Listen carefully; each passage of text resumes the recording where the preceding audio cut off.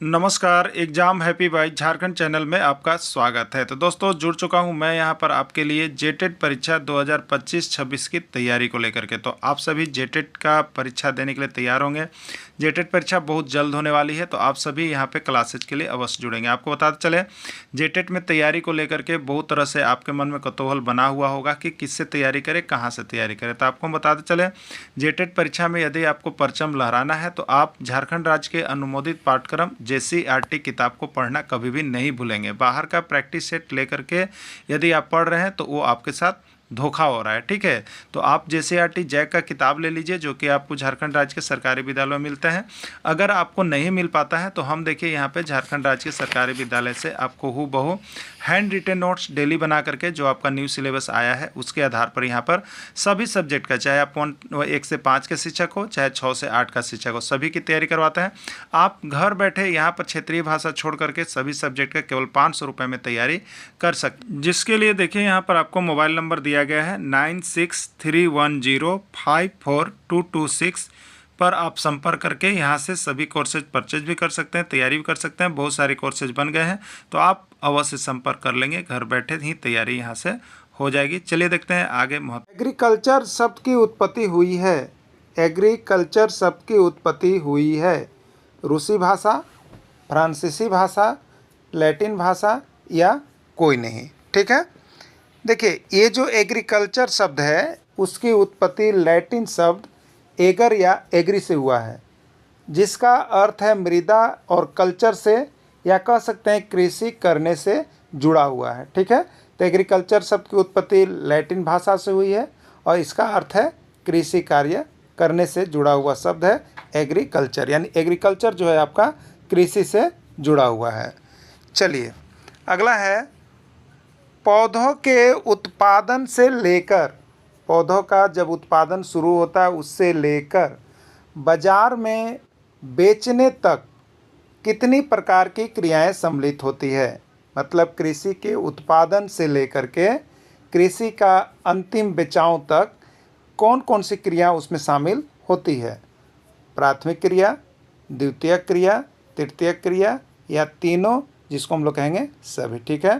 तो देखिए, पौधों के उत्पादन से लेकर के पौधों को बाजार में बेचने तक 3 प्रकार की क्रियाएं शामिल होती है। एक को कहते हैं हम लोग प्राथमिक क्रिया, दूसरे को द्वितीय क्रिया, तीसरे को तृतीय क्रिया, यानी राइट आंसर इसका हो जाएगा तीनों सभी, ठीक है। और आपको हम बता देते हैं कि ये जो प्राथमिक क्रिया, द्वितीय क्रिया और तृतीय क्रिया है, ये तीनों को अभी हम लोग यहाँ पर डिटेल्स में देखेंगे इसी PDF में। और इससे एक प्रश्न आपका एग्जाम में हर बार सभी राज्यों के शिक्षक पात्रता पूरा पूछा गया है, इसलिए आप इसको अच्छी तरह से समझ लीजिएगा, ठीक है। वीडियो को छोड़कर कहीं नहीं जाएंगे और प्राथमिक द्वितीय क्रिया को 100% समझ लेंगे। यहाँ से एक प्रश्न आपका एग्जाम में रहेगा तो रहेगा, एकदम कन्फर्म रहिएगा आप लोग 100%, ठीक है। चलिए नेक्स्ट प्रश्न को देखते हैं। प्राथमिक क्रिया में शामिल है, प्राथमिक क्रिया के अंतर्गत कौन कौन चीज़ आता है आपको बताना है। कृषि, खनन या उत्खनन, मछली उत्पादन या सभी, ठीक है। तो देखिए, कृषि भी प्राथमिक क्रिया है, खनन भी प्राथमिक क्रिया है, उत्खनन भी प्राथमिक क्रिया है, मछली का उत्पादन भी प्रारंभिक क्रिया है, और ये सभी, राइट आंसर इसका सभी होगा। तो देखिए, प्राथमिक क्रिया होता क्या है, थोड़ा सा हम लोग देख लेंगे। प्राथमिक क्रिया के अंतर्गत वैसे सभी प्राकृतिक संसाधनों का सीधा उपयोग और निष्कर्षण शामिल होता है जिसमें कृषि कार्य हो, जिसमें पशुपालन का कार्य हो, जिसमें खनन संबंधी कार्य हो, जिसमें खनन को निकालने संबंधी कार्य हो, मछली उत्पादन का कार्य हो, फलों का उत्पादन हो, सब्जियों का उत्पादन हो। मतलब वे सभी क्रियाएं जो सीधे प्राकृतिक रूप से प्रथम बार उत्पादन होता है, ठीक है। जैसे आप कहिएगा यहाँ पे गेहूँ, ठीक है, तो गेहूँ के लिए आप क्या करते हैं, तो अपने खेतों में गेहूं का बीज डालते हैं जिससे गेहूं का उत्पादन होता है। तो ये प्राकृतिक प्रदत्त है, गेहूं का उत्पादन प्रकृति द्वारा, जिसमें हवा, जल, नमी, मिट्टी, खनिज और सूर्य का प्रकाश, ये सभी प्राकृतिक रूप से मिल रहा है। तो गेहूं का उत्पादन जो है ये प्राथमिक क्रिया में चला जाएगा, ठीक है। अब यहाँ पर आप कहिएगा फल, फल का उत्पादन, तो फल में आप कुछ नहीं करते हैं, फल का पेड़ लगा दिया आपने, ये फल स्वतः फलते हैं प्राकृतिक संसाधनों के द्वारा, यानी सूर्य का प्रकाश, पानी के द्वारा फलते हैं, तो इसलिए ये जो है प्राकृतिक उत्पादन है। ठीक है, तो ये सभी प्राथमिक क्रिया में चले जाएंगे, यानी जिसको प्रथम बार आप उपजाते हैं वे सभी प्राथमिक क्रिया है। जैसे अंगूर, ठीक है, अंगूर का फल, तो ये अंगूर जो है अभी प्राथमिक क्रिया है। अगर आप कहेंगे गेहूँ, तो ये गेहूँ जो है ये प्राथमिक क्रिया है। अगर आप कहते हैं सेव, तो सेव का फल जो है ये प्राथमिक क्रिया है। उसके बाद यदि हम कहते हैं यहाँ पे आलू, तो आलू का प्रथम बार उत्पादन जो है प्राथमिक क्रिया है। तो ये सभी प्राथमिक क्रिया के अंतर्गत आता है, जिसका पर्यावरण से सीधा संबंध होता है, जिसका हम लोग प्रथम बार उत्पादन करते हैं। ठीक है, तो आप सभी समझ गए होंगे प्राथमिक क्रिया। चलिए, प्राथमिक क्रिया में शामिल है, प्राथमिक क्रिया में शामिल है कोयला का निष्कर्षण। तो देखिए, ये कोयला जो क्या है प्राकृतिक प्रदत्त चीज़ है, इसको जो हम लोग निकालेंगे तो ये आपको कोयला ये प्राथमिक क्रिया में होगा। गेहूं का उत्पादन जो पहला बार ये प्राकृतिक क्रिया से जुड़ा हुआ है, गेहूं प्रकृति प्रदत्त है, इसलिए ये प्राथमिक क्रिया में जाएगा। मछली का उत्पादन ये भी प्रकृति से जुड़ा हुआ है, इसलिए ये भी प्राथमिक क्रिया में जाएगा, यानी राइट आंसर इसका डी सभी होगा। यानी वैसी सभी चीज़ें जो प्रकृति से प्रदत्त हो और प्रथम बार निकल रहे हो, तो उसको हम लोग प्राथमिक क्रिया में शामिल करेंगे। द्वितीयक क्रिया में शामिल है, द्वितीयक क्रिया में शामिल है आटा, मछली का तेल, आम का अचार, डी सभी, तो राइट आंसर का डी होगा। ठीक है, देखिए अब हम लोग यहाँ पर जान लेंगे कि द्वितीयक क्रिया क्या होता है। प्राथमिक क्रिया तो प्रथम बार जो पृथ्वी या प्रकृति द्वारा हमको मिलता है वो प्राथमिक क्रिया होता है। ठीक है, अब देखिए द्वितीयक क्रिया में क्या होता है। तो प्राथमिक क्रिया से प्राप्त वे सभी प्राकृतिक पदार्थ, प्राथमिक क्रिया से आपको क्या मिला है, गेहूं मिला है। प्राकृतिक क्रिया से आपको क्या मिला है, तो यहाँ पे आपको यहाँ आम मिला है, आपको। ठीक है, सेव मिला है आपको, मछली का उत्पादन किए हैं आप। ठीक है, और यहाँ पे क्या किए हैं, उत्पादन किए हैं। ठीक है, ये सभी प्राथमिक क्रिया से मिला है। अब देखिए, ये प्राथमिक क्रिया को प्रसंस्कृत करके या मशीन की सहायता से उसको अन्य रूप में रूपांतरित करके जो भी आप मटेरियल तैयार करते हैं वो द्वितीय क्रिया कहलाता है। ठीक है, तो गेहूं को हम लोग एक प्रक्रिया के तहत उसको मशीन के द्वारा पीस करके आटा का निर्माण करते हैं। ठीक है, तो ये आटा जो होगा ये द्वितीय क्रिया होगा। ठीक है, आम है, अब आम आपको पेड़ से मिला तो ये प्राकृतिक चीज़ है, लेकिन आम को सुखा करके आपने इसको क्या बनाया, तो इसको चटनी बना लिया। ठीक है, इसको खटाई बना लिया, इसको जो है आम का अचार बना लिया। तो ये प्राथमिक क्रिया के बाद दूसरा बार ये काम किया गया है, इसलिए यह द्वितीय क्रिया है। ठीक है, अब देखते हैं मछली है। ठीक है, तो मछली आपने तालाब या पोखर या नदी से मार के लाया, तो ये मछली अभी प्राथमिक क्रिया से आपको मिला, लेकिन अब इसको आप सुखा करके इसका तेल बना लेते हैं। ठीक है, इसको सुखा करके लंबे समय तक परीक्षित करके रख लेते हैं, जिससे अचार भी बना लेते हैं। तो ये सभी जो नए चीज़ें प्राथमिक क्रिया के बाद दोबारा मशीनीकरण विधि द्वारा प्रसंस्कृत करके आप निकालते हैं, वो सभी द्वितीय क्रिया में शामिल होता है। इसलिए आटा जो है द्वितीय क्रिया है, चावल जो है द्वितीय क्रिया है, दाल जो है द्वितीय क्रिया है। उसी तरह से यहाँ पे कोयला का उत्पादन करके तार उसका तेल बनाते हैं, वो द्वितीय क्रिया है। पेट्रोल जो है पृथ्वी के अंदर से बाहर निकाल करके उसको प्रस्कृत करना द्वितीय क्रिया है। तो ये सभी द्वितीय क्रिया के अंतर्गत शामिल होते हैं, जो कि प्राथमिक क्रिया में होते हैं, प्राथमिक क्रिया से हमें प्राप्त होते हैं, और उसका मशीनीकरण की सहायता से कुछ अन्य चीज़ों में हम रूपांतरित करके बनाते हैं, उद्योग के उपयोग में लाते हैं, तो द्वितीय क्रिया में चला जाता है। जैसे सेव हमने यहाँ पर प्राथमिक क्रिया है, लेकिन सेव का यहाँ पे आपने जूस तैयार कर लिया, जूस, तो ये सेव का जूस जो कहलाएगा वो द्वितीय क्रिया कहलाएगा। ठीक है, अगर सेव का आपने सिरका बना लिया तो वो द्वितीय क्रिया में चला गया, और सेव प्राथमिक क्रिया में है। तो अब प्राथमिक क्रिया द्वितीय क्रिया शायद आप लोग समझ गए होंगे। तो देखिए यहाँ पर उदाहरण है, जैसे गेहूं से आटा बनाना ये द्वितीय क्रिया है, आम का अचार बनाना द्वितीय क्रिया है, मछली का तेल बनाना द्वितीय क्रिया है, सेव का सिरका तैयार करना द्वितीय क्रिया है, आलू का चिप्स बना लेना द्वितीय क्रिया है, बॉक्साइट से एल्युमिनियम का बनाना ये द्वितीय क्रिया है, हेमाटाइट और मैग्नेटाइट से लोहा का निर्माण करना द्वितीय क्रिया है, जड़ी बूटी पेड़ पौधों से जो यहाँ पर प्राप्त होता है उसे जड़ी बूटी का चूर्ण बना के बेचना ये द्वितीय क्रिया है, दवा जो है यह द्वितीय क्रिया है। ठीक है, तो ये सभी जो है द्वितीय क्रिया के अंतर्गत आते हैं। अब आपका प्रश्न है कि तृतीय क्रिया में कौन शामिल होंगे। तृतीय क्रिया जो थर्ड स्टेज है उसमें कौन शामिल होता है? यातायात का साधन, व्यापार का साधन, बैंकिंग का साधन या सभी। तो तृतीय क्रिया में कौन शामिल होगा? देखिए आइए देखते हैं, यहाँ पर राइट आंसर का डी है। देखिए प्राथमिक और द्वितीय क्रिया क्षेत्र को जो सहयोग प्रदान कर बेचने में सहायता प्रदान करते हैं वो तृतीय क्रिया के अंतर्गत आते हैं। ठीक है, प्राथमिक क्रिया के अंतर्गत हमको गेहूं मिला और गेहूं से हम क्या बनाए? आटा। ठीक है, अब ये आटा सिर्फ आप घरों तक रखिएगा तो ये जो है आपको व्यापार नहीं चल पाएगा। तो अब इसमें तृतीय क्रिया शामिल होते हैं। जैसे आपको आवागमन का साधन में है तो आप क्या किए कि यहाँ पर भारत से आटा का निर्यात हमने अमेरिका में कर दिया, तो ये क्या हुआ? व्यापार हुआ। ठीक है, ये आटा, तो ये यहाँ पर जो हो गया, आपको हमने गेहूं से आटा बनाया और आटा को बाज़ार में ले जाने के लिए क्या हुआ? सड़क, ठीक है, और गाड़ी का साधन।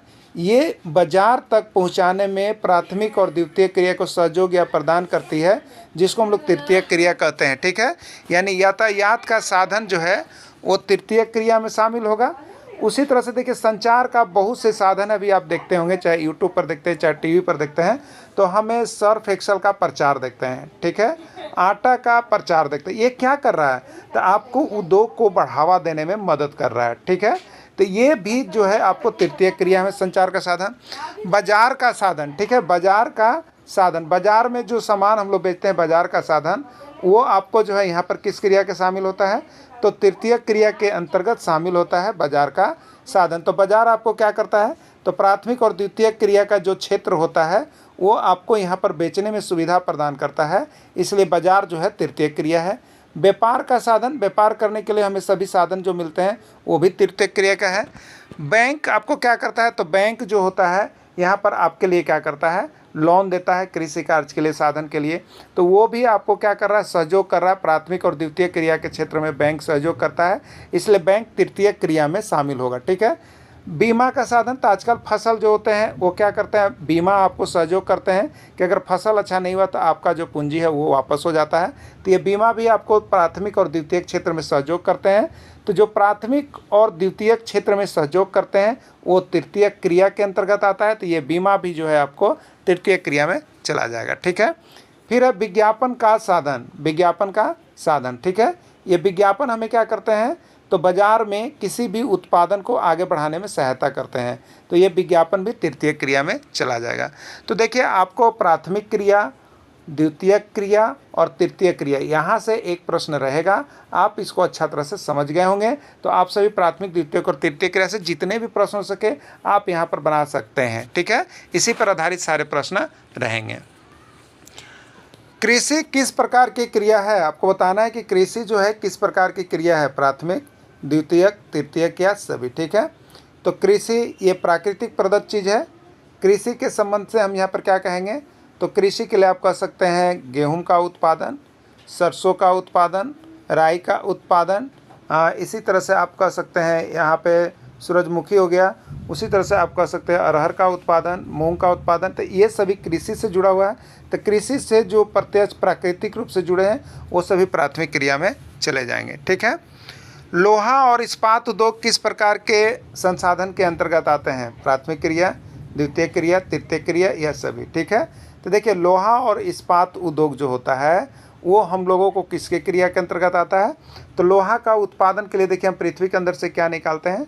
तो हेमाटाइट। ठीक है, हेमाटाइट और मैग्नेटाइट, और इसी से ये प्राथमिक क्रिया हो गया। हेमाटाइट और मैग्नेटाइट पृथ्वी के अंदर से निकला प्राथमिक क्रिया। इसको मशीनीकरण विधि द्वारा हम लोहा का निर्माण करते हैं। तो प्राथमिक क्रिया से जो हम उद्योग का निर्माण कर लेते हैं वो द्वितीय क्रिया होता है। तो लोहा और इस्पात जो है द्वितीय क्रिया में चला जाएगा। ठीक है, गाड़ी किस प्रकार की क्रिया के अंतर्गत आता है? प्राथमिक क्रिया, द्वितीय क्रिया, तृतीय क्रिया या कोई नहीं। ठीक है, ये गाड़ी हमें क्या करता है?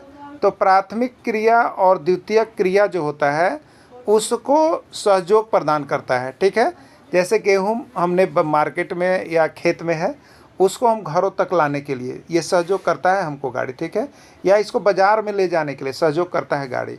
तो प्राथमिक और द्वितीय क्रिया को अधिक जगहों तक पहुंचाने में, प्रचार करने में जो हमें सहयोग करते हैं वो तृतीय क्रिया के अंतर्गत आते हैं। तो गाड़ी जो है आपको तृतीय क्रिया के अंतर्गत शामिल हो जाएगा। ठीक है, चलिए अब कल्चर से जुड़े कुछ विशेष वर्ड्स होंगे जिसको आपको यहाँ पर जानना पड़ता है। एग्रीकल्चर किसके उत्पादन से संबंधित है? एग्रीकल्चर किसके उत्पादन से संबंधित है? कृषि कार्य, रेशम उत्पादन, पीसी कल्चर या सभी। ठीक है, तो देखिए एग्रीकल्चर जो है आपको एग्रीकल्चर या कृषि कार्य से जुड़ा हुआ है। एग्रीकल्चर कृषि कार्य से हो जाएगा। ठीक है, सेरीकल्चर का संबंध किससे किसके उत्पादन से है? सेरीकल्चर का संबंध किसके उत्पादन से है? मत्स्य पालन, अंगूरों की खेती, उद्यान कृषि या कोई नहीं। ठीक है, तो सेरीकल्चर किससे होता है? सेरीकल्चर जो होता है रेशम उत्पादन से जुड़ा हुआ होता है। यहाँ पर रेशम उत्पादन कहीं नहीं है, राइट आंसर इसका डी होगा। ठीक है, तो सेरीकल्चर का संबंध किससे है? याद रखिएगा, सेरीकल्चर का संबंध रेशम उत्पादन से जुड़ा हुआ है। रेशम के कीटों का वाणिज्यिक पालन सेरीकल्चर कहलाता है। याद रखिएगा, ये कल्चर से भी एक प्रश्न होता है। ठीक है, आपको केवल इंपॉर्टेंट चीज़ जेसीईआरटी का मिल रहा है, इसलिए इसको दम दिमाग में बना लीजिएगा और सब कुछ देख करके ही जाइएगा। ठीक, अगला, पीसी कल्चर का संबंध किसके उत्पादन से है? रेशम उत्पादन, कृषि उत्पादन, मत्स्य पालन या कोई नहीं। ठीक है, तो पीसी कल्चर जो होता है आपको वो किसके उत्पादन से होता है? पीसी कल्चर मत्स्य उत्पादन, मछली उत्पादन से जुड़ा हुआ है। ठीक है, और सेरीकल्चर किससे जुड़ा हुआ है? रेशम उत्पादन से जुड़ा हुआ है। एग्रीकल्चर किससे जुड़ा हुआ है? कृषि उत्पादन से जुड़ा हुआ है। यह उत्पादन का जो कल्चर वाले पॉइंट है वो पॉइंट एक आपके एग्जाम में आ रहे हैं। ठीक है, तो यहाँ पे लिखा हुआ देखिए, सभी नोट्स में आपको बना दिया गया है। पीसी कल्चर का संबंध मत्स्य उत्पादन से है और यह पीसी कल्चर जो प्राथमिक क्रिया के अंतर्गत आता है। विटीकल्चर का संबंध किसके उत्पादन से संबंधित है? विटीकल्चर का संबंध किसके उत्पादन से संबंधित है? अंगूर की खेती या उसी को कहते हैं हम लोग द्राक्षा, मत्स्य पालन, कृषि उत्पादन या कोई नहीं। ठीक है, तो विटीकल्चर का संबंध जो होता है, विटी यहाँ पर अंगूर होता है, यानी अंगूर की खेती, अंगूर उत्पादन या द्राक्षा कृषि, ये विटीकल्चर से जुड़ा हुआ है। मत्स्य उत्पादन से पीसी कल्चर और कृषि उत्पादन से एग्रीकल्चर। ठीक है, अगला प्रश्न है, हॉर्टिकल्चर का संबंध किससे है? हॉर्टिकल्चर का संबंध किससे है? उद्यान कृषि से, द्राक्षा कृषि से, अंगूरों की खेती से या सभी। ठीक है, तो हॉर्टिकल्चर का संबंध जो होता है उद्यान कृषि से जुड़ा हुआ है। द्राक्षा कृषि का संबंध विटीकल्चर से है या अंगूरों की खेती का संबंध विटीकल्चर से है। राइट आंसर उद्यान कृषि से होगा। तो ये सभी पॉइंट आप लोगों के लिए देखिए बहुत ही इंपॉर्टेंट थे। बाकी नीचे देखिए सभी कृषि का एक पॉइंट बनाया हुआ है, आप सभी इसको देख लीजिएगा। तो एग्रीकल्चर, एग्री से देखिए सेरी, पीसी, वीटी और यहाँ बीच में जुड़ा हुआ है कल्चर, यानी एग्रीकल्चर, एग्रीकल्चर का संबंध कृषि से है। सेरीकल्चर रेशम उत्पादन से जुड़ा हुआ है।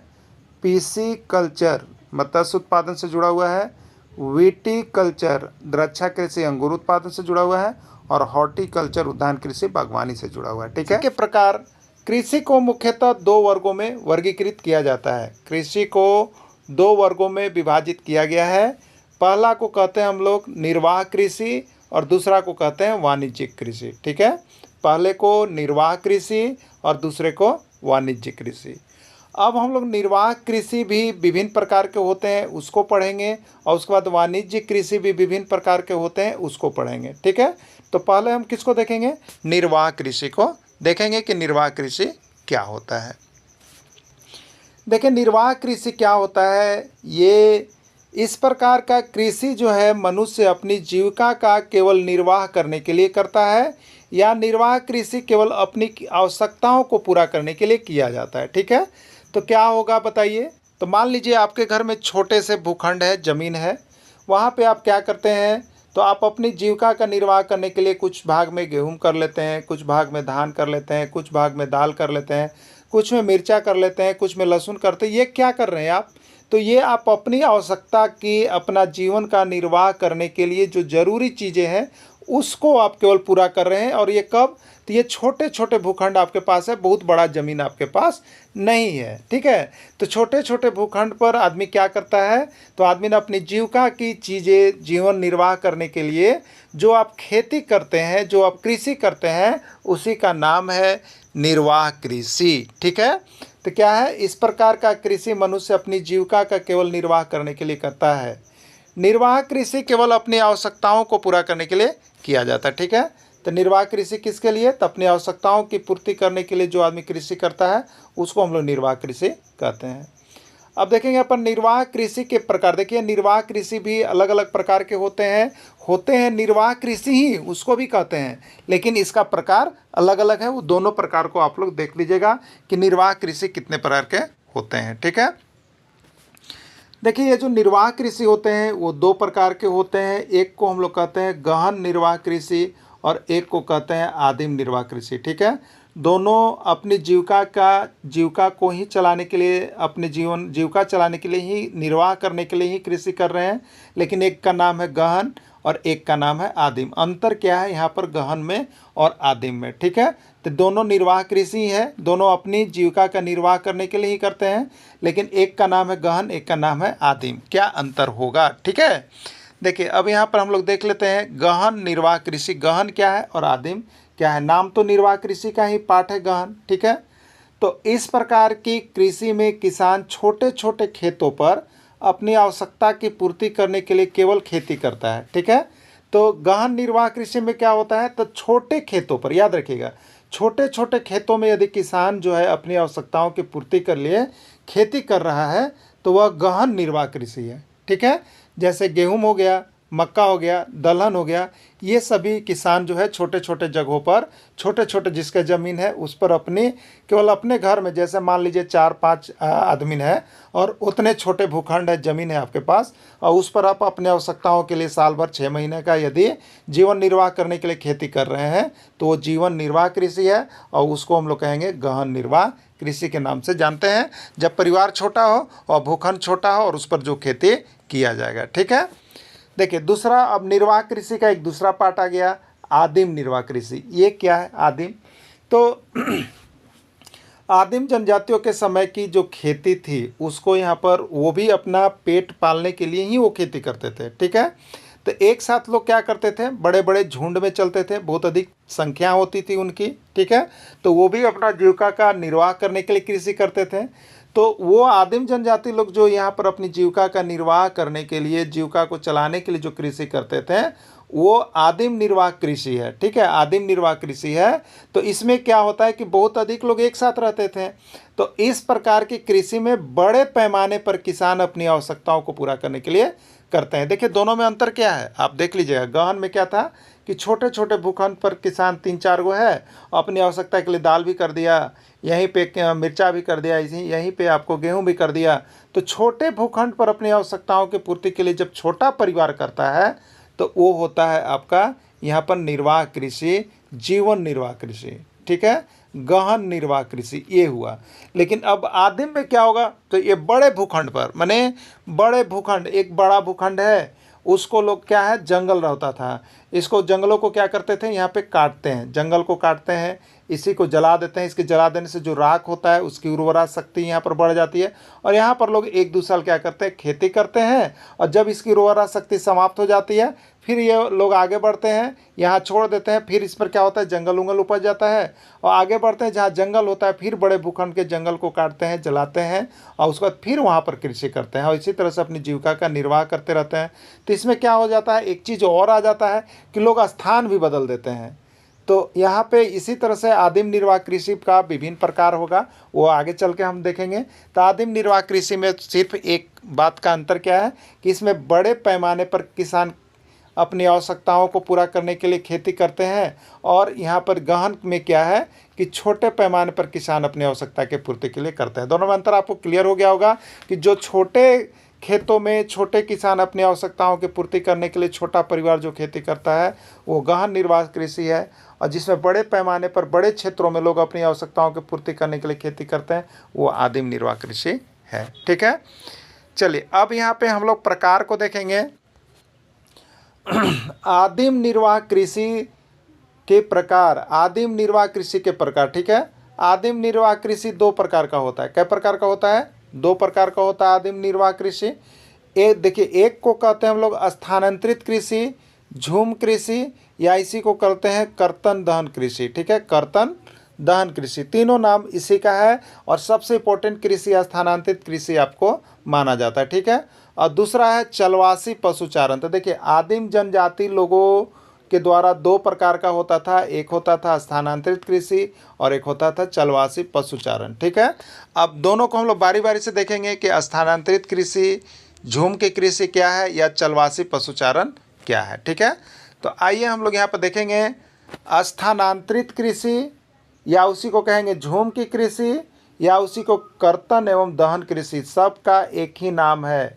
स्थानांतरित कृषि उसको कहिए या उसको झूम की कृषि कहिए या कर्तन एवं दहन कृषि कहिए, सब एक ही का नाम है। और स्थानांतरित कृषि को विभिन्न नाम से जाना जाता है, विभिन्न नाम से, यानी कृषि एक लेकिन क्षेत्र बदलने पर उसका नाम अनेक। ठीक है, तो स्थानांतरित कृषि को विभिन्न नाम से भी लोग जानते हैं। आइए देखते हैं, ठीक है, क्या होता है। इस प्रकार की कृषि में स्थान बदल कर कृषि की जाती है। ठीक है, अभी यहाँ पर थे आप, यहाँ पे जंगल था, इसको काटे जलाएं और यहाँ पे खेती किए, यहाँ की उर्वरा शक्ति जैसी समाप्त आई। अब इस क्षेत्र को छोड़ करके आप इस क्षेत्र पे आ जाइए, यहाँ भी जंगल है, इसको भी काटा पीटा जलाया और यहाँ भी खेती किए, फिर इसको छोड़ करके यहाँ आ गए। तो इस तरह से स्थान बदल कर जो खेती की जाती है उसको हम लोग स्थानांतरित कृषि के नाम से जानते हैं। ठीक है, स्थान बदल कर खेती की जाती है, स्थानांतरित कृषि कहते हैं। ठीक है, और देखिए यहाँ पर क्या है, ज़मीन को उपजाऊ बनाया जाता है और वहाँ कृषि की जाती है। और जब ज़मीन की उर्वरा शक्ति समाप्त हो जाती है, इसी को भी हमने एक्सप्लेन किया था, तब फिर से स्थान बदलकर दूसरे जगहों पर खेती की जाती है। इस प्रकार स्थान को बदलते रहने से इसका नाम स्थानांतरित कृषि पड़ा है, याद रखिएगा।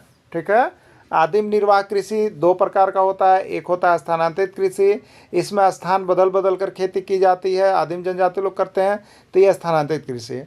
स्थानांतरित कृषि का नाम विभिन्न देशों में अलग अलग है, इसको एकदम इम्पोर्टेंट मार्क कर लेना है, यहाँ से एक प्रश्न आपके एग्जाम में छपेगा। ठीक है, स्थानांतरित कृषि को विभिन्न देशों में अलग अलग नाम से जाना जाता है। ठीक है, स्थानांतरित कृषि को यहाँ पर देखिए, एक कृषि का नाम है कर्तन एवं दहन कृषि। ठीक है, कर्तन एवं दहन कृषि यह स्थानांतरित कृषि ही है। ठीक है, कर्तन मतलब क्या होता है, काटना, कर्तन मतलब काटना और दहन मतलब जलाना। ठीक है, काट कर जला कर जो कृषि हम लोग करते हैं उसको कर्तन दहन कहते हैं।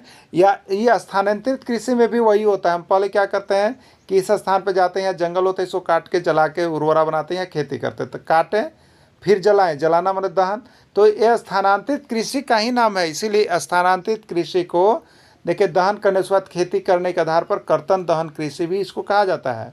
तो स्थानांतरित कृषि को कर्तन एवं दहन कृषि भी कहा जाता है, याद रखिएगा। अगर आपसे कभी पूछ दे कि कर्तन एवं दहन कृषि क्या है तो आपका स्थानांतरित कृषि है। क्लियर, चलिए देखिए,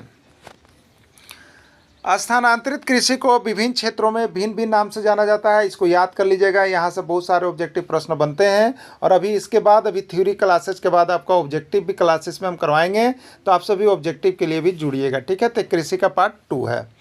देखिए, स्थानांतरित कृषि को यहाँ पर जो है पूर्वोत्तर भारत, उत्तर पूर्वी भारत, ठीक है, उत्तर पूर्वी भारत में, उत्तर पूर्वी भारत कहने का मतलब मेघालय में, नागालैंड और मिजोरम में झूम की कृषि कहते हैं। यानी मेघालय, नागालैंड और मिजोरम में स्थानांतरित कृषि या कर्तन दहन कृषि को किस नाम से आप जानिएगा, झूम की कृषि। ठीक है, तो आपसे पूछेगा कि झूम की कृषि कहाँ होती है, तो झूम की कृषि मेघालय में, नागालैंड में या मिजोरम। ठीक है, या मेघालय, नागालैंड, मिजोरम में जो स्थानांतरित कृषि होती है उसको किस नाम से जानते हैं, तो झूम की कृषि। क्लियर, तो उत्तर पूर्वी भारत में स्थानांतरित कृषि को किस नाम से जाना जाता है, झूम की कृषि के नाम से जाना जाता है। बुंदेलखंड में बेवार के नाम से, बुंदेलखंड में बेवार के नाम से, छत्तीसगढ़ में दीपा के नाम से, छत्तीसगढ़ में दीपा, आंध्र प्रदेश में पोड़ू, मलेशिया में लदांग और ब्राज़ील में रोका। ठीक है, और मैक्सिको में मिल्पा। तो मैक्सिको में स्थानांतरित कृषि को मिल्पा कहते हैं, ब्राज़ील में स्थानांतरित कृषि को रोका कहते हैं और मलेशिया में स्थानांतरित कृषि को लदांग कहते हैं, आंध्र प्रदेश में पोडू कहते हैं, पोडू कहते हैं, छत्तीसगढ़ में दीपा कहते हैं, बुंदेलखंड में बेवार कहते हैं और उत्तर पूर्वी भारत, मेघालय, नागालैंड और मिजोरम में स्थानांतरित कृषि को झूम की कृषि के नाम से जानते हैं। इसको आप लोग याद करके जाइएगा, यहाँ से एक प्रश्न आपके एग्जाम में अवश्य रहेगा। ठीक है, चलिए अब देखिए, यहाँ पे स्थानांतरित कृषि समाप्त हो गया। अब आते हैं चलवासी या पशुचारण, यह कृषि कौन सा है। ठीक है, चलवासी या पशुचारण। ठीक है, चलवासी मतलब चलना, अब पशु मतलब पशु और चारण मतलब चारा के लिए। ठीक है, तो वैसी कृषि जिसमें व्यक्ति जो है पशुओं की चारा के लिए चलते चलते एक स्थान से दूसरे स्थान तक पहुंच जाता है, तो उसको चलवासी पशुचारण कहा जाता है। ठीक है, तो देखिए चलवासी पशुचारण कृषि में लोग अपने पशुओं के लिए चारे और पानी की तलाश में एक स्थान से दूसरे स्थान पर घूमते रहते हैं। ये भेड़ पालते हैं या ऊँट पालते हैं या बकरी पालते हैं या याक पालते हैं, और इनके भोजन पानी की व्यवस्था के लिए वो चलते रहते हैं और एक स्थान से दूसरे स्थान पर चले जाते हैं, इसलिए इसको चलवासी पशुचारण कृषि के नाम से जानते हैं हम लोग। ठीक है, जैसे लद्दाख की जो चांगपा जनजाति है वो भेड़ पालती है, और भेड़ के क्रम में वो भेड़ के साथ साथ जो है कई किलोमीटर एक दिन में चल जाती है और दूसरे जगह पहुंच जाती है। ठीक है, जम्मू कश्मीर की बकरवाल जनजाति, हिमाचल प्रदेश की गड्डी चलवासी, ये सभी क्या है आपस में पशुचारक हैं। ठीक है, क्या है पशुचारक हैं। चलिए अब देखते हैं वाणिज्यिक कृषि। वाणिज्यिक कृषि में फसल उत्पादन और पशुपालन बड़े पैमाने पर होता है। देखिए वाणिज्यिक कृषि में फसल का भी उत्पादन बड़े पैमाने पर होता है और पशुपालन का भी उत्पादन बड़े पैमाने पर होता है। इस प्रकार की कृषि का मुख्य उद्देश्य उत्पादनों को बेचना होता है और बेच करके उसका कॉमर्शियल यूज व्यावसायिक रूप में करना है। ठीक है, तो वैसी फसल जिसको व्यवसाय के रूप में वाणिज्य कर के रूप में किया जाता है तो उसको हम लोग वाणिज्य फसल कहते हैं। वाणिज्यिक फसल में कृषि भी आता है और पशुपालन भी आता है, भेड़ पालन, बकरी पालन, मुर्गी पालन। इससे आप क्या कर रहे हैं, तो वाणिज्य व्यवसाय के रूप में उपयोग कर रहे हैं, तो ये वाणिज्यिक कृषि के अंतर्गत आपका आ जाएगा। ठीक है, वाणिज्यिक कृषि 3 प्रकार के होते हैं, याद रखिएगा। वाणिज्यिक कृषि कितने प्रकार के होते हैं, 3 प्रकार के होते हैं। वाणिज्यिक अनाज कृषि, मिश्रित कृषि और रोपण कृषि। ठीक है, वाणिज्यिक कृषि में क्या होता है, तो इसमें अनाज का उत्पादन किया जाता है। अनाज कृषि में मोटे दालों, चावल, ये सभी का अनाज का उत्पादन किया जाता है। मिश्रित कृषि में क्या है, तो मिश्रित कृषि में वैसे कृषि को शामिल किया जाता है जो पशुओं के लिए चारे का भी व्यवस्था करती है। ठीक है, उसमें हम लोग यहाँ पर मिश्रित कृषि को लेते हैं। तो मिश्रित कृषि में क्या होता है, तो इस प्रकार की कृषि में भूमि का उपयोग भोजन व चारे की फसल उगाने और पशुधन पालन के लिए किया जाता है। ठीक है, तो इस प्रकार की कृषि में जो भूमि होती है उसका उपयोग भोजन के लिए भी होता है और चारे की फसल उगाने में भी करते हैं। ठीक है, और जिससे हम लोग क्या करते हैं, पशुधन पालन के लिए करते हैं, तो उससे हम लोग मिश्रित कृषि कहते हैं। अर्थात कृषि के साथ पशुपालन का कार्य मिश्रित कृषि है। ठीक है, कृषि का आप कर रहे हैं, उससे क्या है पशुपालन का कार्य हो रहा है, तो मिश्रित कृषि में चला जाएगा। ठीक है, यहाँ पे बहुत लोगों का मिश्रित कृषि का सस्पेंस आ रहा होगा, लेकिन एकदम कंफर्म है, क्लियर है, अब किताब में लिखा हुआ है, आप इसको मार के जाइएगा। एक है रोपण कृषि। ये क्या है, तो रोपण कृषि जो है वाणिज्यिक कृषि का ही एक भाग है जिसमें बड़े पैमाने पर श्रमिक और पूंजी की आवश्यकता होती है। ठीक है, जब आप रोपण कृषि करवाना है तो इसके लिए बड़े पूंजी और श्रमिक की आवश्यकता होगी, और खेतों से प्राप्त उत्पादन को निकट के ही कल कारखानों में बेचा जाता है। ठीक है, तो खेतों से प्राप्त जो उत्पादन है उसको निकट के ही कल कारखानों में बेच दिया जाता है, तो उसको रोपण कृषि कहते हैं। वाणिज्यिक कृषि का एक भाग है जिसका मुख्य काम है यहाँ पे बेचना। ठीक है, लोगों को बेचना और काम प्रदान करना। रोपण कृषि मुख्य रूप से उष्णकटिबंधीय प्रदेश में उगाया जाता है। याद रखिएगा, रोपण कृषि मुख्य रूप से उष्णकटिबंधीय प्रदेश में उगाया जाता है। कैसा प्रदेश में, उष्णकटिबंधीय। और ये रोपण कृषि रबड़ है, इसका उत्पादन मलेशिया में होता है। कहवा है, इसका उत्पादन देश ब्राज़ील है। चाय है, इसका उत्पादक देश भारत है। ठीक है, अब हम लोग यहाँ पे एक चीज़ देखेंगे कि रोपण फसल का नाम याद रखने का ट्रिक। रोपण फसल को हम कैसे याद रख सकते हैं, उसके लिए ट्रिक है। तो देखिए यहाँ पर हमने ट्रिक आपके लिए बनाया है कि चौक कार के पास हुआ। चौक क्या है, कार के पास है। ठीक है, इस पे हमने ट्रिक बनाया कि चौक कार के पास है। तो चौ से देखिए चाय है, क से देखिए कहवा है, का से देखिए काजू है, र से देखिए रबड़ है, के से देखिए केला है और पास से कपास है। ये सभी क्या है, तो ये सभी आपका जो है यहाँ पे रोपण फसल है। ठीक है, तो रोपण फसल के लिए याद रखिएगा चौक कार के पास हुआ। क्या है, चौक कार के पास हुआ, इससे सारे फसल का नाम याद हो गया। तो चाय, कहवा, काजू, रबड़, केला और कपास रोपण कृषि के अंतर्गत आता है। ठीक है, सबसे पहले हम जानेंगे कि खाद्य फसल है क्या। ठीक है, खाद्य फसल है क्या। तो वैसे फसल जो हम लोग खाद्य सामग्री के रूप में, खाने के रूप में मुख्य फसल के रूप में प्रयोग करते हैं, जो सबसे ज़्यादा वो खाद्य फसल होता है। यानी खाने वाली फसल जो होती है उसको हम लोग खाद्य फसल में कहते हैं। तो दुनिया के सबसे या विश्व के सबसे महत्वपूर्ण खाद्य फसलों में से एक है, वो है आपका चावल। ठीक है, विश्व में सबसे महत्वपूर्ण खाद्य फसल, सबसे अच्छा जो खाया जाने वाला फसल है वो है चावल। ठीक है, तो चावल क्या है, ये विश्व की मुख्य खाद्य फसल है। पूछता है कि विश्व की मुख्य खाद्य फसल कौन सी है, तो विश्व की सबसे मुख्य खाद्य फसल में नाम जो आता है वो नाम लीजिएगा आप चावल का। ठीक है, चावल होता कहाँ है, तो देखिए यह चावल जो है उष्ण कटिबंधीय एवं उपोष्ण कटिबंधीय प्रदेशों का मुख्य आहार है। ठीक है, उष्ण कटिबंधीय क्षेत्रों में या उपोष्ण कटिबंधीय प्रदेशों का जो होता है चावल जो है यहाँ पे मुख्य आहार है।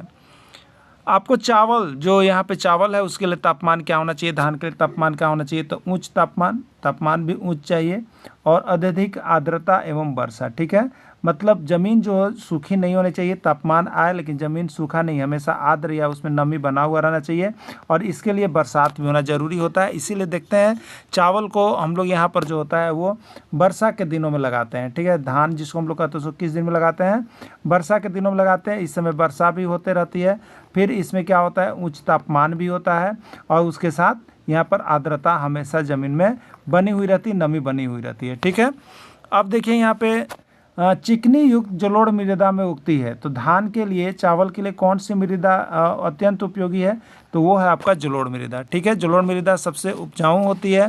ये आप देखिएगा गंगा के मैदानी, कावेरी, डेल्टाई क्षेत्रों में जो पाया जाता है वो जलोढ़ मृदा ही होता है, जिसके कारण जो होता है यहाँ पर देखिएगा यूपी का अधिकांश क्षेत्र जो होता है वो चावलमय होता है, क्योंकि उसके जो किनारे की ज़मीन होती है वो क्या होती है, बहुत ही उपजाऊ होती है और लोग उसमें खेती करते हैं और धान बहुत ज़्यादा होता है। ठीक है, तो धान के लिए कौन सी मृदा चाहिए, जलोढ़ मृदा चाहिए। चावल का सबसे बड़ा उत्पादक देश चीन है। चीन सबसे बड़ा उत्पादक देश है और उसके बाद भारत, जापान और मिस्र का स्थान आता है। ठीक है, चावल का सबसे बड़ा उत्पादक देश चीन है, उसके बाद भारत, जापान और मिस्र का नाम आता है। पश्चिम बंगाल एवं बांग्लादेश में चावल की 2 से 3 फसलें उगाई जाती है और ऐसा कैसे होता है, तो ऐसा जलवायु के कारण होता है। ठीक है, तो पश्चिम बंगाल जो होता है में सबसे अधिक यहाँ पर जो होती है कृषि होती है। ठीक है, चावल की, और बांग्लादेश में, लेकिन पश्चिम बंगाल में 2 से 3 फसल चावल की बार बार जो है चावल की फसल उपजा ली जाती है। और ऐसा कैसे होता है, तो ये जलवायु परिवर्तन के कारण होता है। जलवायु अच्छा होने के कारण यहाँ पर जो होता है कि इस प्रकार का फसल जो होता है चावल बार बार कर लिया जाता है, 2 से 3 फसल उगा ली जाती है चावल की। ठीक है, चावल किस प्रकार का फसल है, खरीफ फसल है। याद रखिएगा हम लोग 3 प्रकार के फसलों का जानकारी रखना बहुत ज़रूरी है।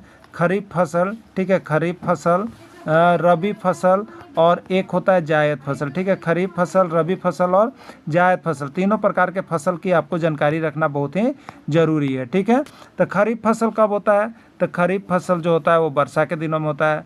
रबी फसल कब होता है, तो रबी फसल ये ठंडा के दिनों में होता है और जायद फसल गर्मी के दिनों में होता है। तीनों सीजन में अलग अलग फसलें होती है। तो ये किस प्रकार का फसल है, खरीफ फसल है। ठीक है, अब हम चर्चा करेंगे यहाँ पे देखिए गेहूं का। गेहूं जो ये भी मुख्य खाद्य फसल में आता है, जो हम लोग रात में प्रयोग करते हैं। ठीक है, तो गेहूं भी मुख्य खाद्य फसल, लेकिन विश्व का सबसे मुख्य खाद्य फसल में चावल का नाम याद रखिएगा। पूछता है प्रश्न में कि विश्व का मुख्य खाद्य फसल कौन है, तो आपको क्या बतलाना है, चावल बतलाना है। ठीक है, अब हम लोग यहाँ पे गेहूँ का जिक्र करेंगे। तो देखिए गेहूँ के बारे में यहाँ पर बताया जाता है कि गेहूँ के वर्धन काल में मध्यम तापमान एवं वर्षा और शस्य कर्तन के समय तेज धूप की आवश्यकता होती है। देखिए यहाँ पर दो चीज़ आ रहा है नया। एक है वर्धन काल, मतलब कि जिस समय गेहूं के पेड़ पौधों में वृद्धि हो रही है उस समय क्या चाहिए, मध्यम तापमान मिडिल टाइप का होना चाहिए और वर्षा होनी चाहिए। ठीक है, और शस्य कर्तन के समय और जब कटने का समय आए तो उस समय उसको तेज धूप की आवश्यकता होती है। ठीक है, और इसके लिए क्या है, तो सुअपवाहित दोमट मृदा। इसके लिए कैसी मिट्टी चाहिए, तो सुअपवाहित दोमट मृदा। ये सुअपवाहित क्या चीज़ है, तो ये सुअपवाहित का होता है उपजाऊ। ठीक है, तो उपजाऊ दोमट मृदा चाहिए किसके लिए? गेहूं के लिए। तो ये भी प्रश्न पूछा गया है कि गेहूं के लिए मिट्टी किस प्रकार का होना चाहिए? तो दोमट मृदा। याद रखिएगा। किसके लिए? चावल के लिए कैसी मृदा चाहिए थी? जलोढ़ मृदा। चावल के लिए कैसा मृदा? जलोढ़ मृदा। और गेहूं के लिए कैसा मृदा? दोमट मिट्टी चाहिए। सबका मिट्टी का नाम याद रखिएगा, ठीक है। और यहाँ पे गेहूं का सबसे अधिक उत्पादन जो है वो आपका यूएसए, संयुक्त राज्य अमेरिका, कनाडा, अर्जेंटीना, रूस और यूक्रेन है। और गेहूं की फसल जो है यह रबी फसल है। रबी फसल क्यों है? क्योंकि ये ठंडा के दिनों में बोया जाता है, ठीक है। किसके दिनों में? ठंडा के दिनों में बोया जाता है, ये रबी फसल है, ठीक है। तो मुख्य रबी फसल में आपका यहाँ पर जो है गेहूँ आ जाता है। कपास, कपास के बारे में हम लोग देखेंगे। कपास के सभी इंपॉर्टेंट चीज़ को हम लोग देखेंगे। कपास क्या है? तो कपास जो है काली जलोढ़ मृदा सबसे उपयुक्त है। कपास के लिए सबसे अच्छी मृदा कौन होती है? तो कपास काली मिट्टी में उगती है, ठीक है। देखिए काली मिट्टी में जो होती है कि नमी धारण करने की क्षमता ज़्यादा होती है। तो कपास जो होता है वो काली मिट्टी में होता है या जलोढ़ मृदा में कपास होता है, लेकिन सबसे पहला प्रायोरिटी आपको काली मृदा का देना है। काली मिट्टी को रेगुर मिट्टी भी कहा जाता है, याद रखिएगा। काली मिट्टी को रेगुर मिट्टी भी कहा जाता है। बहुत बारी प्रश्न आया है कि काली मिट्टी को अन्य किस नाम से जाना जाता है? तो काली मिट्टी को अन्य जो है रेगुर मिट्टी के नाम से जाना जाता है, ठीक है। क्यों होता है? देखिए काली मिट्टी में जब भी पानी की कमी होती है तो बीच में देखिएगा तो धरती के बीच में दरार आ जाता है, ठीक है। और ये पानी की नमी बहुत ज़्यादा सोख लेता है, इसलिए काली मिट्टी जो है रेगुर मिट्टी कहा जाता है। कपास जो है, देखिए कपास जो है एक रेशेदार फसल है। कपास कैसा फसल है? एक रेशेदार फसल। रेशेदार का मतलब आपको पता चल रहा होगा, जिससे रेशा बनाया जाता है, जिससे धागा बनाया जाता है। तो ये रेशेदार फसल होता है, जिससे रेशा बनाया जाए, जिससे धागा बनाया जाए, ये रेशेदार फसल होता है, ठीक है। तो कपास क्या है? तो कपास एक रेशेदार फसल है ना। रेशा बनाया जाता है, धागा बनाए जाते हैं, और इसी धागे से हम लोग जो कपड़े वस्त्र पहनते हैं वो इसी कपास से बनाया जाता है, ठीक है। कपास की वृद्धि के लिए उच्च तापमान एवं हल्की वर्षा की आवश्यकता होती है। कपास अच्छा रूप से पैदावार हो इसके लिए तापमान उच्च चाहिए और वर्षा हल्की चाहिए।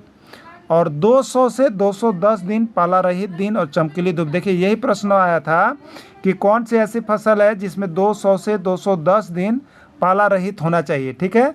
तो 200 से 210 दिन पाला रहित होने वाला जो फसल है वो है आपकी कपास। ये पाला रहित होना चाहिए, नहीं तो कपास अच्छा नहीं होगा।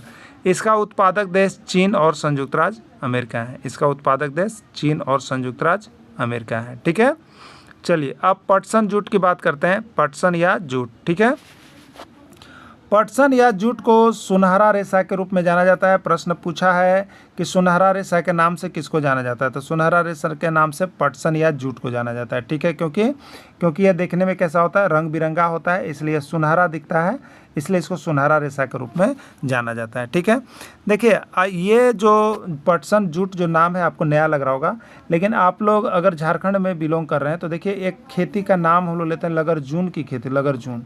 इसमें क्या होता है? तो आप देखिएगा जब मक्का बुनाता है उसी समय उसके साथ डाल देते हैं, ठीक है। लगरजून का ऊपर वाला भाग हल्का खट्टा मीठा लगता है, इसको लोग खाने में भी उपयोग करते हैं। लेकिन जब यह पूरा पक जाता है तो लोग क्या करते हैं कि लगरजून काट के एक जो है बंडल बनाते हैं। क्या करते हैं? बंडल बनाते हैं। बंडल बनाने के बाद इसको जहाँ भी नदी होता है, नदी के बीच में क्या करते हैं? डाल के और ऊपर से कीचड़ या मिट्टी चढ़ा देते हैं। क्या होता है? तो ये सड़ गल जाता है, ठीक है। ये क्या होता है? सड़ गल जाता है, तो इससे सनकोई बाहर निकल जाता है। क्या बोलते हैं? सनकोई बाहर निकल जाता है और रेशा जो है वो बाहर निकल जाता है, जिसका यहाँ पर देखिएगा तो मलाह लोग जो हैं वो क्या करते हैं, या बहुत से यंत्र के द्वारा उसका रस्सा बनाया जाता है, रस्सा बना लिया जाता है, ठीक है, सुतरी बना लिया जाता है। तो ये वही पटसन और जूट की बात हो रहा है जो हम लोग यहाँ पे देहातों में करते हैं। वो इसी विधि से और भी तकनीकी लगा करके वो अलग अलग चीज़ें बना लेते हैं सभी को, लेकिन है वही पटसन या जूट जो हम लोग यहाँ देखते हैं, कोई अलग चीज़ वो नहीं है, ठीक है। इसके लिए क्या है? तो जलोढ़ मृदा में उच्च ढंग से विकसित होती है, तो इसके लिए जलोढ़ मृदा चाहिए, इसमें अच्छा ढंग से विकसित होगा। उच्च तापमान, भारी वर्षा, आर्द्र वर्षा। उच्च तापमान अधिक होना चाहिए, भारी वर्षा और आर्द्र वर्षा। मतलब ये किसकी बात कर रहा है? तो ये कब किस सीजन में होता है? तो ये खरीफ फसल है, ये अगर जूट या पटसन कहिएगा तो ये भी खरीफ फसल है, क्योंकि ये वर्षा के दिन में ही लगाया जाता है। ठीक है, वर्षा के दिन में ही लगाया जाता है।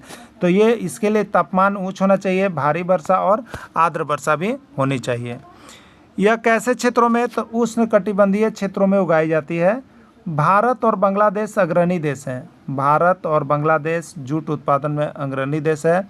और भारत में अकेले देखिएगा तो पश्चिम बंगाल जो है ये भारत का सबसे अधिक पटसन उत्पादक है। ठीक है, अगर भारत का देखेंगे तो भारत में पश्चिम बंगाल जो है भारत का सबसे अधिक पटसन उत्पादक करता है। यह एक रेशेदार फसल है। यह कैसा है?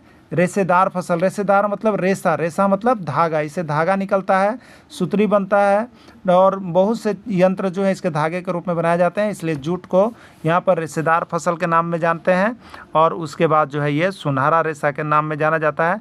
दोनों चीज़ों को याद रखिएगा, सुनहरा रेशा किसको कहते हैं, तो सुनहरा रेशा पटसन या जूट को कहते हैं। और इसको जो है यहाँ पर सबसे अधिक कहाँ होता है, तो पश्चिम बंगाल भारत में सबसे अधिक पटसन का उत्पादन करता है और यह एक रेशेदार फसल है। ठीक है, चलिए अगला पॉइंट आते हैं कॉफ़ी की ओर। कॉफ़ी भी हमारा कॉफ़ी जो है ये कैसी फसल है, तो ये पेय फसल है। क्या है? पेय फसल। पेय फसल मतलब वैसी फसल जिसका उपयोग हम पीने के काम में लाते हैं। ठीक है, तो कॉफ़ी को आप चाय में या किसी भी चीज़ में जो पाउडर बना हुआ रहता है उसको डाल के आप पीते हैं, कॉफ़ी को पीते हैं ना, तो ये जो है आपको कॉफ़ी है। कॉफ़ी क्या है? सुअपवाहित दोमट मृदा एवं आर्द्र जलवायु आवश्यक है। कॉफ़ी के लिए सुअपवाहित दोमट मिट्टी और आर्द्र जलवायु आवश्यक है। फसल की वृद्धि के लिए पर्वतीय ढाल अत्यधिक उपयुक्त है। फसल की वृद्धि के लिए पर्वतीय ढाल जो है अधिक उपयुक्त है। कोलंबिया और भारत अन्य उत्पादक देश हैं। कोलंबिया और भारत जो है इसका अन्य उत्पादक देश है, लेकिन कॉफ़ी का सबसे मुख्य उत्पादक देश जो है वो ब्राज़ील है। ब्राज़ील जो है कॉफ़ी में अग्रणी उत्पादक देश के रूप में आता है और यह एक पेय फसल है। पेय फसल मतलब इसको पीने के रूप में लाते हैं, तो इसको हम लोग पेय फसल के रूप में जानते हैं। ठीक है, चलिए अगला एक पेय फसल और है जो आपके सिलेबस में दिया गया है, वो है चाय। ठीक है, चाय बागानों में उगाई जाने वाली पेय फसल है। चाय भी कैसा है? पेय फसल है। चाय का उपयोग आप चाय पीने में करते हैं, तो पीने वाली जितनी फसल आती है जिसको पीते हैं वो पेय फसल में चला जाएगा। ठीक है, चाय की कोमल पत्तियों की वृद्धि के लिए ठंडी जलवायु और वर्ष भर समवितरित उच्च वर्षा होनी चाहिए। चाय की कोमल पत्तियां जो होती है उसके के लिए ठंडी जलवायु और वर्ष भर समवितरित उच्च वर्षा होती रहनी चाहिए। समान रूप से कुछ न कुछ बूंदे बूंद वर्षा चाय के लिए, पत्ती के लिए होते रहना चाहिए। ठीक है, सुअपवाहित दोमट मृदा और मंद ढाल की आवश्यकता होती है। तो देखिए ढाल वाले ज़मीन इसके लिए होना चाहिए। ढाल वाले ज़मीन में कैसी जुताई की जाती है, बहुत बार पूछा गया है, तो समोच्च रेखीय जुताई की जाती है जिससे पानी ठहरते ठहरते जाए। ठीक है, चाय का सबसे अधिक उत्पादन चीन करता है। और उसके बाद भारत दुनिया में दूसरा सबसे बड़ा चाय उत्पादक है। और भारत में सबसे ज़्यादा कौन करता है, तो असम करता है। असम की खुली चाय के नाम से हम लोग जानते हैं। ठीक है, कृषि किस क्रिया में शामिल है? कृषि किस क्रिया में शामिल है? यूपी टेट 2016, सीजी टेट 2014 और पंजाब टेट 2013 में प्रश्न आया हुआ है। ठीक है, प्राथमिक क्रिया, द्वितीयक क्रिया, तृतीयक क्रिया या कोई नहीं। देखिए हमने इसके पहले थ्योरी क्लासेस में आपने देखा होगा, प्राथमिक क्रिया में प्रकृति प्रदत्त वैसी सभी चीज़ें आती है जो हमें उत्खनन से प्राप्त होती है या प्रकृति देती है, हम उसको नहीं बनाते हैं। ठीक है, वे सारी चीज़ें जो है आपको प्राथमिक क्रिया के अंतर्गत आती है। जैसे आप यहाँ पर कृषि देखिएगा, तो कृषि ये प्रकृति प्रदत्त चीज़ है। ठीक है, प्रकृति के द्वारा हमें ये प्राप्त होते हैं। जैसे धान की बात करेंगे तो प्रकृति प्रदत्त है, गेहूं की बात करेंगे प्रकृति प्रदत्त है, सेब का उत्पादन होगा ये प्रकृति से हमें मिलता है। तो जो चीज़ हमें प्रकृति से प्राप्त होती है वे सभी प्राकृतिक क्रिया में जाती है, तो प्राथमिक क्रिया इसका आंसर हो जाएगा। एल्युमिनियम किस प्रकार की क्रिया में शामिल है? एल्युमिनियम किस प्रकार की क्रिया में शामिल है? उत्तराखंड टेट 2014 में पूछा गया था। प्राथमिक क्रिया, द्वितीय क्रिया, तृतीय क्रिया या कोई नहीं। ठीक है, प्राथमिक क्रिया में हमें प्रकृति से जो मिलता है, प्रकृति के खनन से जो मिलता है वे सभी प्राथमिक क्रिया में होती है। तो एल्युमिनियम हमें प्रकृति से नहीं मिलता है, बल्कि एल्युमिनियम के लिए कच्चा पदार्थ, एल्युमिनियम के लिए कच्चा पदार्थ कौन होता है आपको पता होगा, बॉक्साइट होगा। कौन होगा? बॉक्साइट। ये हमें उत्खनन के फलस्वरूप प्रकृति से ये मिलता है बॉक्साइट। तो बॉक्साइट क्या होगा? बॉक्साइट हमें प्रकृति से मिलता है, ये प्राथमिक क्रिया है। लेकिन बॉक्साइट को फैक्ट्री में ले जाकर के एक निश्चित तापक्रम पर गर्म करने पर एल्युमिनियम का निर्माण होता है। इसलिए एल्युमिनियम जो होगा, ये देखिए प्राथमिक क्रिया को निकलने के बाद उससे अन्य कोई वस्तु यदि आप बनाते हैं जिसको सामान को बेच सकते हैं तो द्वितीयक क्रिया में जाता है। ठीक है, इसलिए एल्युमिनियम जो है द्वितीयक क्रिया है, क्योंकि बॉक्साइट से इसका निष्कर्षण होता है। बॉक्साइट पृथ्वी के अंदर से निकलता है, इसलिए बॉक्साइट जो है आपका प्राथमिक क्रिया है, लेकिन एल्युमिनियम द्वितीयक क्रिया है। विज्ञापन किस प्रकार की क्रिया है? आपको बताना है कि विज्ञापन किस प्रकार की क्रिया में शामिल है। प्राथमिक क्रिया, द्वितीयक क्रिया, तृतीयक क्रिया या कोई नहीं। Haryana TET 2018, Chhattisgarh TET 2016, Punjab TET 2015 का पूछा गया प्रश्न है। ठीक है, विज्ञापन। तो देखिए, प्राथमिक क्रिया और द्वितीयक क्रिया से जो हमें प्राप्त होता है उसको सुविधा प्रदान करती है, उसको जो सुविधा प्रदान करने का काम करती है, बाज़ार में बेचवाने का काम करती है, आयात निर्यात में काम करवाती है, उसको जो है बाज़ार में ले जाकर के अधिक कीमतों पर बेचवाने काम करती है, वो तृतीयक क्रिया में शामिल होता है। यानी प्राथमिक और द्वितीयक क्रिया को उद्योग के रूप में परिणत करके पैसे कमाने का जो काम करता है वो तृतीयक क्रिया होता है।